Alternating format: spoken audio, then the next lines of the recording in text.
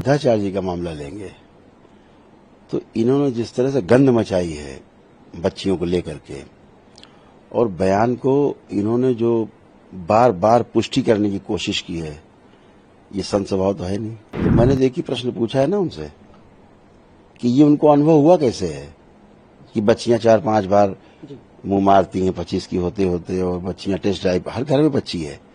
आप सब पे प्रश्न खड़ा कर रहे हो। ये उनको अनुभव कैसे हुआ कि बच्चियां 4 जगह मुंह मारती हैं, 5 जगह, और टेस्ट ड्राइव करती हैं। ये चीज उनको अनुभव कैसे हुई है? ये बगैर अनुभव के बोला है तो फिर आप गलत बात कर रहे हैं। अनुभव तो हुआ होगा कहीं, किसने बताया आपको? अभी हम बोल दें कि भाई परिवार से किसी ने बताया होगा आपके, तो कहेंगे साहब हमारे लिए सब बोल दिया। तो ये शब्द सुन के आपको तो चिरका लग रहा है, उनका क्या? जिनको आप बोल ही रहे हैं कि साहब ऐसा करते हैं, उनको कैसा, कितना खराब लग रहा होगा सुन करके। क्या उद्देश्य और किस तरीके का कार्यक्रम का शिविर? उद्देश्य है कि लोग रोग मुक्त रहें, शोक मुक्त रहें, भय से मुक्त रहें, भ्रम से मुक्त रहें, तमाम नकारात्मकता से मुक्त रहे व्यक्ति, और शारीरिक, मानसिक और आध्यात्मिक रूप से स्वस्थ रहे। यही उद्देश्य है। कितने लोगों को दीक्षा दी जा रही है और किस तरीके? अब जो प्रथम दिवस है, जो मंत्र दीक्षा में लोग हैं, वो करीब 9-10 हजार लोग होंगे, और वहाँ की तंत्र क्रिया योग दीक्षा में अपना आते रहेंगे, भी कल तक आते जाते रहेंगे।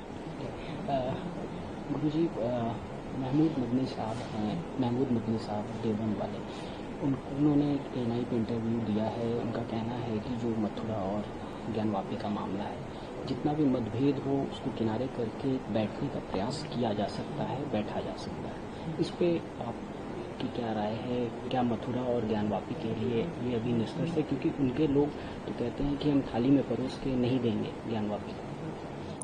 ठीक है ना, इसका कोई आधिकारिक पक्ष हो, केवल वार्ता करने से तो एक समाज में समरसता आएगी, समाज में एक अच्छा संदेश जरूर जाएगा। अगर दोनों पक्षों के लोग बैठते हैं तो अच्छी बात है, अगर दोनों पक्ष के लोग बैठना चाहते हैं, लेकिन उसमें गवर्नमेंट का कोई पक्ष हो, कोई न्यायालय की तरफ से कोई आदेश हो, है ना, तो ज्यादा अच्छा रहता है। जैसे भगवान श्री राम का जन्म स्थान है, जो वो निपटाया गया, तो सुंदर एक निर्णय था, अच्छा निर्णय था। तो कुछ ऐसा जरूर हो जिससे सामाजिक जो समरसता है वो बनी रहे, ये तो ठीक है। लेकिन वो हमारा जो अधिकार है, जो हमारा आस्था का केंद्र है, वो जरूर अपना हमें तो मिलना ही चाहिए। अब वो अगर बैठ के कर लेते हैं सब लोग, हम तो कहेंगे कि सभी जितना भी मुस्लिम नेता हैं, अच्छे नेता हैं, और अच्छे भाव से, अच्छे मन से, खुले मन से अगर बैठते हैं तो सबका स्वागत है, सभी पक्षों का स्वागत है।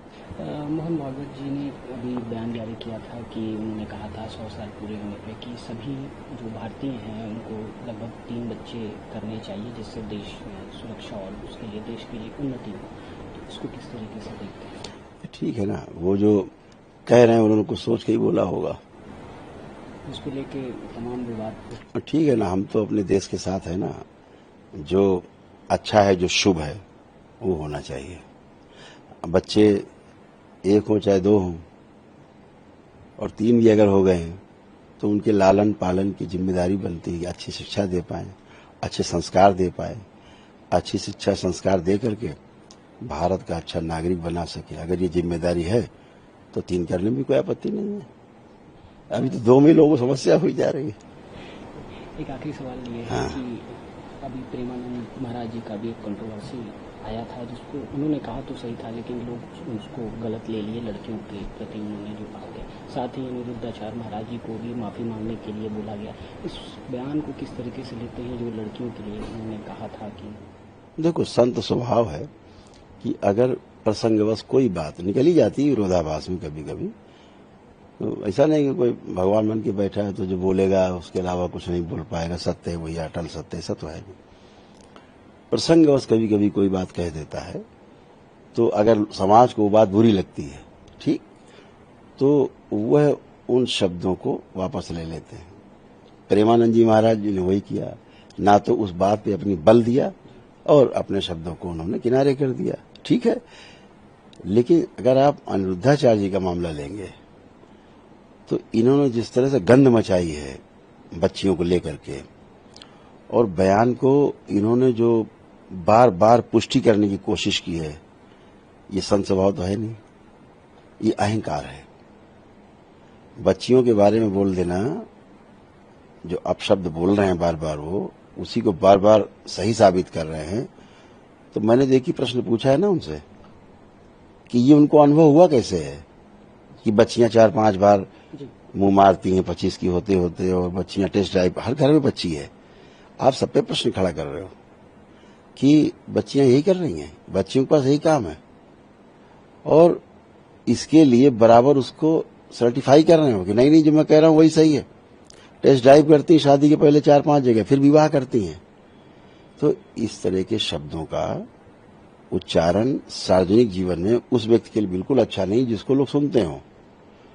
तो दरबार ने यही कहा उनको कि भाई अगर आपने ऐसे बोला है तो आपको इसको शब्दों को वापस ले लेना चाहिए, और समाज में जो तमाम चीजें फैल रही हैं, संदेश गलत जा रहे हैं, वो रुकने चाहिए और क्षमा मांग लेनी चाहिए। बात खत्म हो गई, हमारी जुबान फिसल गई। तो जो संत थे उन्होंने तो बात अपनी कह के वापस ले ली और शांत हो गए, उसको दोहराया नहीं कभी दोबारा। लेकिन ये दोहराया ही चले जा रहे हैं हर चैनल पे। एक चैनल में मैंने देखा, एक एंकर बच्ची थी, तो उसने कहा कि ये मेरा अधिकार है कि हम कैसे कपड़े पहनते हैं, आप कैसे हमें रोक सकते हैं। तो उसको कह रहे हैं कि ठीक है तो सारे कपड़े उतार दो, नंगे हो जाओ। अब ये तो भाषा नहीं हुई। ये तो बहुत दुस्साहस की बात है कि आप इस तरह की भाषा का प्रयोग, आप व्यास गद्दी पे आप बैठने को कहते हो, अपने बैठते हैं। तो मैंने तो एक ही प्रश्न बार बार पूछा, हर बार पूछूंगा कि ये उनको अनुभव